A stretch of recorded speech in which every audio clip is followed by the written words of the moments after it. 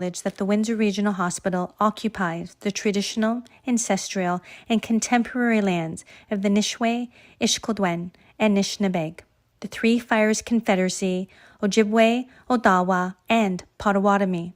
We acknowledge the land and the surrounding waters for sustaining us, and we are committed to protecting and restoring these lands and waters from environmental degradation.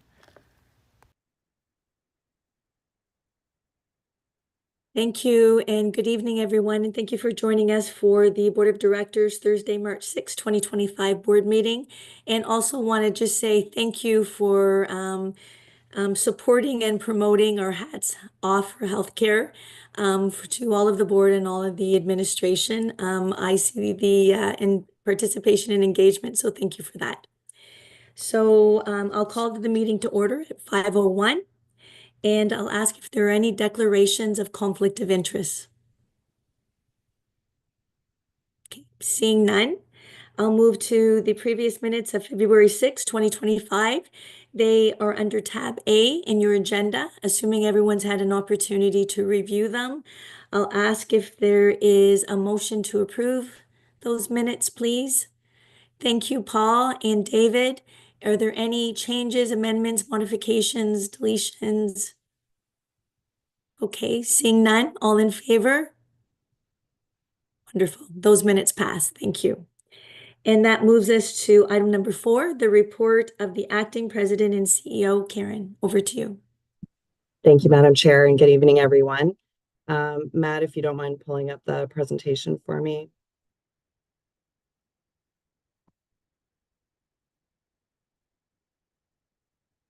Thanks. And we'll go to the first slide. So tonight, myself and Dr. Saad are just going to give an update on our winter respiratory viruses and how we're doing this season. And I'll give you an update on our measles situation as well as avian influenza. So I wonder do you guys see a graph on there? I don't see the graph. I don't know if they're, oh, okay. Yeah, now we see it.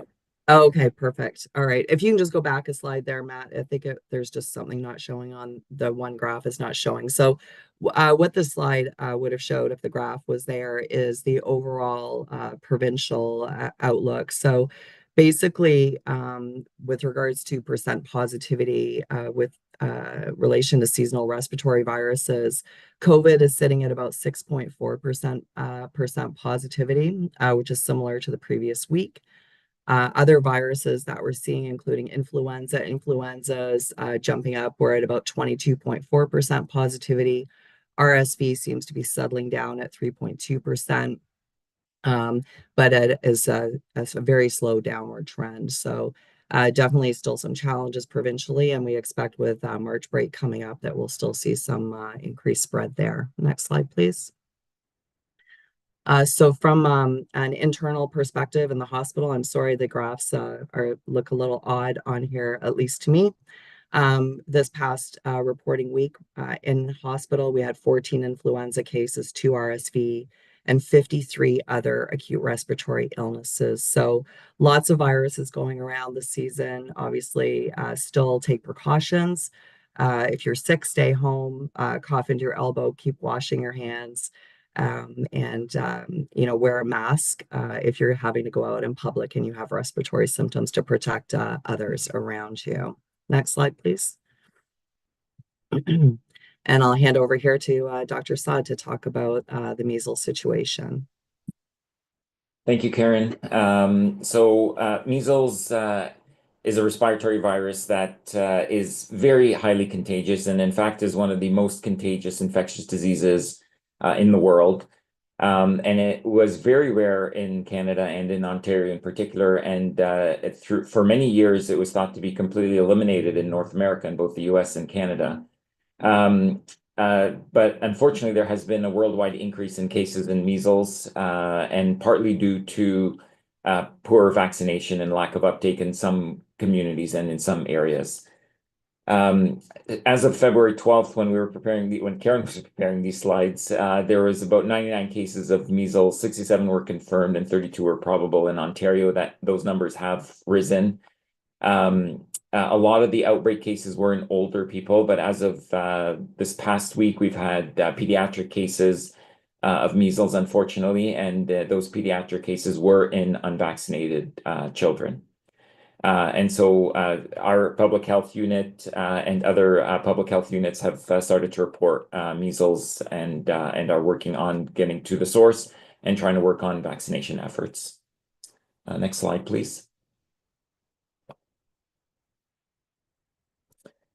So I went over what is measles in general. Like I said, it's very infectious. It's so infectious that one person can spread the virus to at least 12 to 18 different people.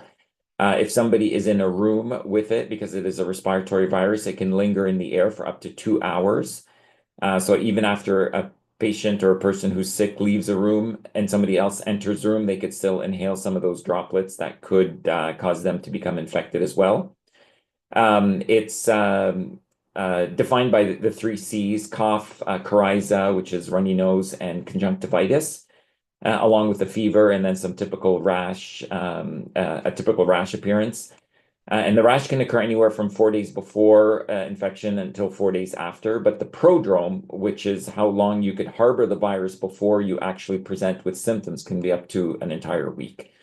So that's why it was very hard to eliminate, and why vaccination efforts are extremely important. Next slide, please. So if you are somebody who's in a high risk category, and that would be children, somebody who's unvaccinated, if you're immunocompromised, and you have any of those symptoms, you should seek medical attention. There is no specific treatment for measles. It is supportive care.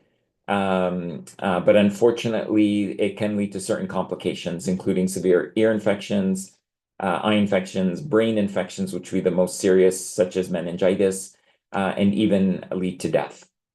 If there is an exposure to somebody who has measles, there are certain precautions, and there is a post-exposure prophylaxis that people could get vaccinated with. And so again, it's very important, and this is part of what public health does in terms of contact tracing and tracking who has been infected, who have they been around, and how to mitigate the spread of the virus. For what we do in the hospital, obviously we have our protocols for respiratory viruses, not just for measles, but for any, including influenza and COVID, as well as RSV, which we're all very familiar with.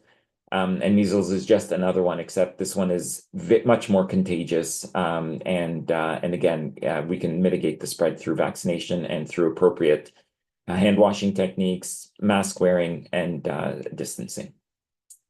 Next slide, please.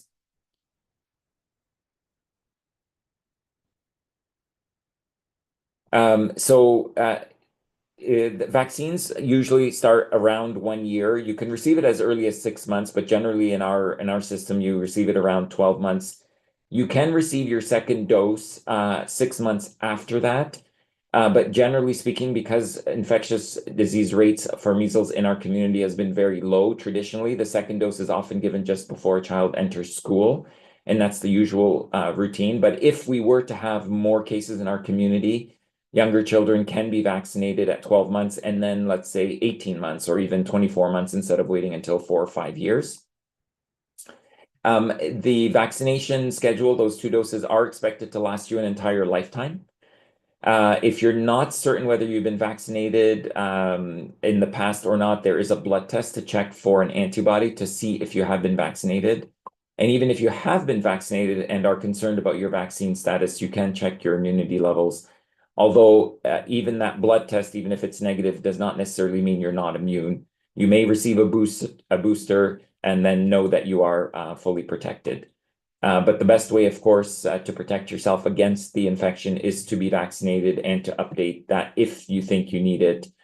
Again, if there is an outbreak or if there is any uncertainty, there's no harm in seeking medical attention to find out, A, if you need a booster, and B, to get the booster if it's required. And I think that's it for me, but let's go to the next slide. Okay, yeah, no, this is just an extra slide on some of the things to look out for in measles. And again, for those of us who either lived in communities or countries where vaccination rates were not as high, this can cause significant damage and sometimes permanent damage to your hearing, to vision. Again, pregnant women are also a high-risk patient population, if I didn't mention that earlier, and not just for them, but also for transmission to babies as well. High-risk patient communities and populations need to be updated on their vaccines. And I know public health is on top of contact tracing for some of the cases that we have recently. So for our clinicians, I think they're all up to date on what they need to look for measles and possible infections. Next slide, please. And that was it. Thanks, Karen. All right, thanks, Dr. Assad. So I just wanted to reinforce some of the messaging that WRH has been distributing regarding avian influenza. So there have been some sporadic infections in humans so far today, just one case in Canada. You might have seen in the news back a number of weeks ago, a 15-year-old in British Columbia that has since recovered and been discharged home. So at this time, there's the overall risk is low with regards to avian influenza. This virus typically spreads when the virus itself gets into your eyes, nose, or mouth, or is inhaled, and can happen when the virus is in the air, such as in droplets or dust, and the person breathes it in or touches something that's contaminated and then touches their mouth, eyes, or nose. So very similar to other viruses. And you can also be exposed to the virus through contact with other sources, such as secretions, such as mucus, saliva, and blood and feces of infected animals, which is the most important vector at this point. So symptoms can include conjunctivitis or red eyes, fever, body aches, cough, sore throat, breathing problems, diarrhea, and vomiting, which are less common. And if you have any of those symptoms and you've been around birds, in particular in the past 10 days, in particular, and domesticated birds where there are actual sick birds, or if you've been around sick or dead birds or other wildlife, it's important to seek medical attention because that's the most important factor for coming into contact with this virus. Next slide, please. So the highest risk activities right now, both in our area across Ontario and in Canada, is really working with poultry. So chickens, turkeys, ducks, or livestock such as cattle and goats on a commercial farm or with small farms or backyard flocks. You can also come into contact, obviously, with sick animals through hunting, during defeathering, field dressing, and butchering of wild birds and wild mammals, or working with wild birds for activities such as rehabilitation, research, or conservation, or any wild mammals that eat wild birds like foxes, skunks, raccoons, mink, or other farmed fur animals. And some marine mammals have actually tested positive for avian influenza as well. Visiting animal farms or live animal markets is also a risk, and consuming unpasteurized milk or raw or undercooked meat is also a concern. Right now, there's no concern from our food perspective in Canada. As long as you cook your meat and your eggs well, there's no concern of any transmission through that source. Next slide, please. So really how to prevent or reduce your risk of coming into contact with avian influenza is the keys are really to stay away from wild birds and other wild animals, which we should be doing anyway. So don't feed, touch, or handle them. Avoid contact with sick livestock or other animals. Obviously, if you are working in those environments, you need to work with the various ministries and use appropriate precautions and follow their direction. You should never handle wild dead birds or animals, and you should call animal control to remove those carcasses when they're on municipal property. And if they're not on municipal property, that you should be wearing appropriate PPE to avoid contact with any of their blood, body fluids, or feces, and then wash your hands thoroughly with soap, water, or hand sanitizer. You should avoid any surfaces with animal droppings or secretions on them, and always wash your hands after being in an area where birds and other wildlife are living or nesting, such as in parks or zoos. And again, ensure all of your foods made with poultry, meat, and eggs are cooked well, and that your milk and milk products are pasteurized. Next slide, please. And so just to end things off on a positive note, there's only 14 more days until spring. Just warning though, we do have March break coming up. So if you're going out of country, especially, please do make sure your vaccinations are up to date and take precautions, because we always do see a surge in illness following travel. So be safe and enjoy your downtime and the kids being home from school for a week. And that is the end of my report. Thank you, Dr. Saad, for assisting me tonight.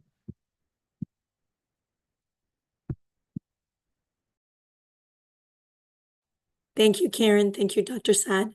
Is there any questions or comments for either of them?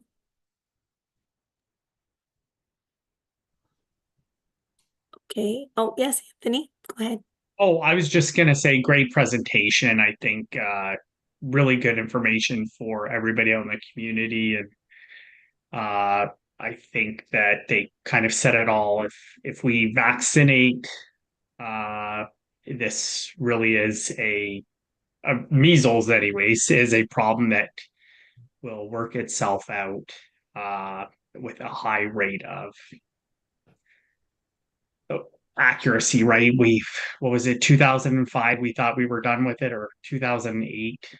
It was pretty much zero, and it was basically because of us getting our shots. So please go out and get vaccinated if you don't have it, and have your kids vaccinated, please. Thank you, Anthony. Dr. Sad, I just do want to clarify because I get this a lot. So, if someone has been vaccinated, so let's say I've been vaccinated, but or there's a 5-year-old in the house and they've been vaccinated, and they get in contact with someone in school with measles, and they come home and they have a baby in the house who obviously is not vaccinated. They can't be a carrier for measles, right? The baby itself would have to be in contact with the person who has measles. Yes, that's right. There Okay, has to be a thank you. direct That is contact my and understanding. yeah, that's correct. Okay. Everybody thinks that there's carriers that are involved, so I just thought I would take the opportunity to provide that clarity. So, okay, thank you very much. Seeing no questions for either of you. Excuse me, Oh, Patty, yes. we have a question down here, or Aram has her hand Oh, up. yes, I'm sorry. Samar? Hi there. Hi, it's Hi. Mira Mark. I'm one of the family doctors at the hospital. And just I wanted to add that we are also advocating for infants if they are before the age of 1 year old.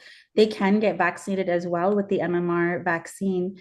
The only caveat is that they'd have to get their next shot at exactly 1 year of age or just a little bit after, so that when they start school, they'll still meet the requirements to be able to go to school. We are seeing that those kids who might have been vaccinated even a day before 1 year old are having issues with clearance to go to school.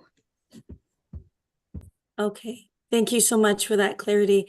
And I see that you're holding a beautiful baby, Dr. Samar. So I appreciate that. So thank you. Okay, any other comments or questions? Okay, seeing none. Again, thank you, Karen, Dr. Sad. Schulich report, item number 5. I do not believe Dr. Jacobs is with us this evening. So we'll move on to item number 6, the financial presentation of January 2025. Anthony, over to you. Thank you, Madam Chair. This one's going to be a quick one, so we will get it rolling pretty quick.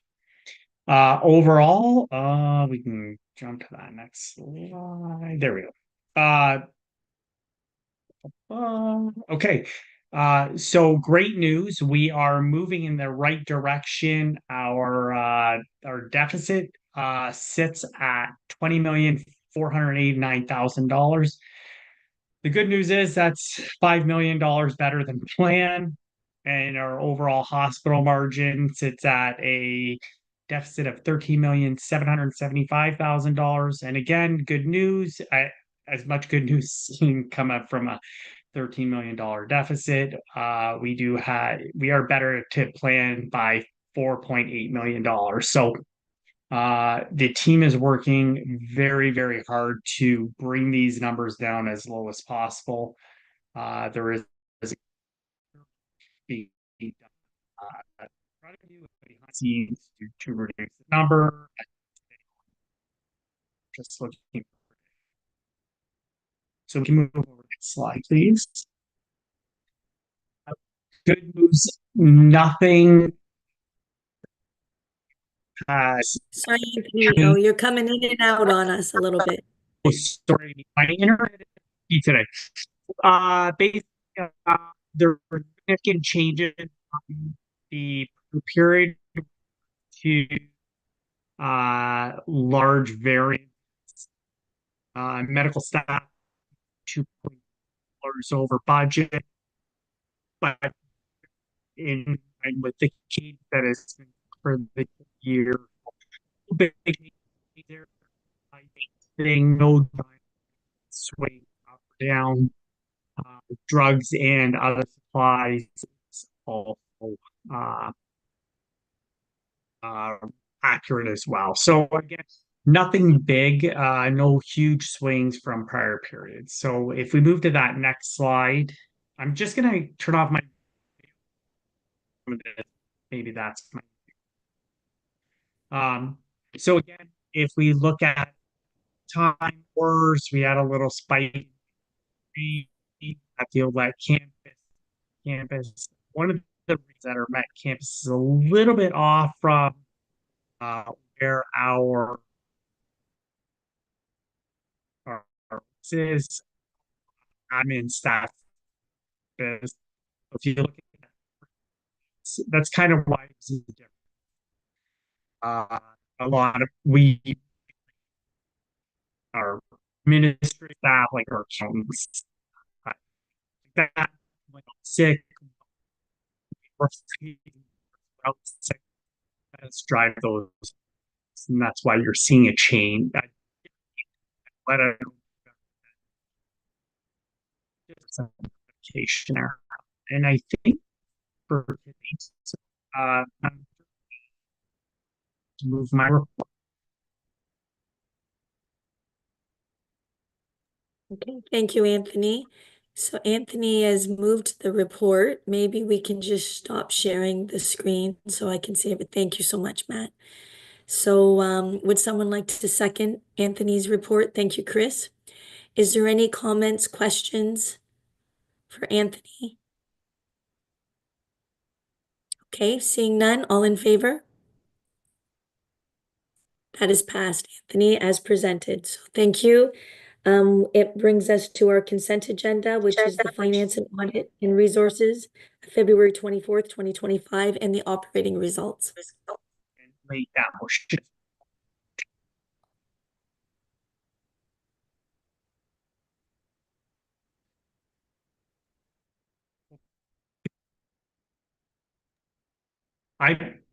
You guys can't hear me. I don't know what's going on.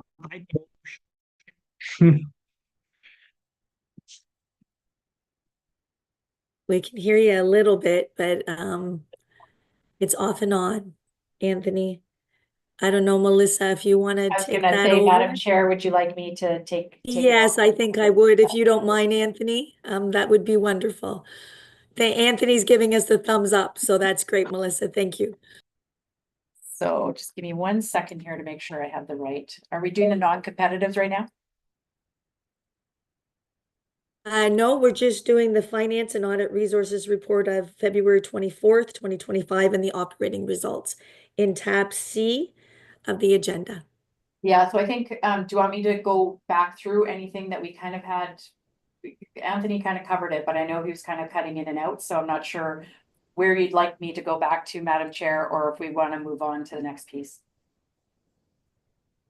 Okay, is there, everybody has it in their package under tab C. Is there any questions that, while we have Melissa and can hear her, is there any questions on tab C? Anthony's making the motion. Would someone like to second the motion? Thank you, Laura. Okay, seeing no questions, all in favor? And that motion passes. Thank you, Melissa and Anthony. So Melissa, if you want to keep going. Or just, I actually got locked out of my computer about 3 minutes before the board meeting, so I had to re-log into everything. So just give me one quick second here.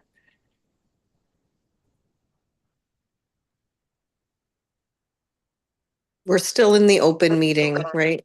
Yeah. Okay, Yes. just check. I just wanted to make sure. No, we're still in the open. So I wasn't sure, Melissa, is there anything else or was that it I don't from? think so. I think it's just, the only thing was whether the non-compete would have its own motion as well, or no, it's part of the report. That will be in Beautiful. camera, Melissa. Oh, yes, of course. Thank Thank you. Yes, you're welcome. Okay, just thought maybe I missed something. No, that's my Okay, bad. Sorry so about that. that's perfect. That moves us to correspondence and printed material. And under tab D, you can find the media report. That is there for your information only. And I'll ask if there are any other questions or comments, or notices of motions from administration or any of the other board members. Okay, seeing none, that moves us to item number 10, which is the date of the next regular board meeting, which is Thursday, April 3rd, 2025, which will be in person, so it'll be nice to see everybody. And I will ask for an adjournment at 5:26, please. Genevieve, and Mary, all in favor? We are adjourned. Thank you very much, and I'll see everybody on the link for in camera. Thanks to everyone for joining us this evening. Good night. Right.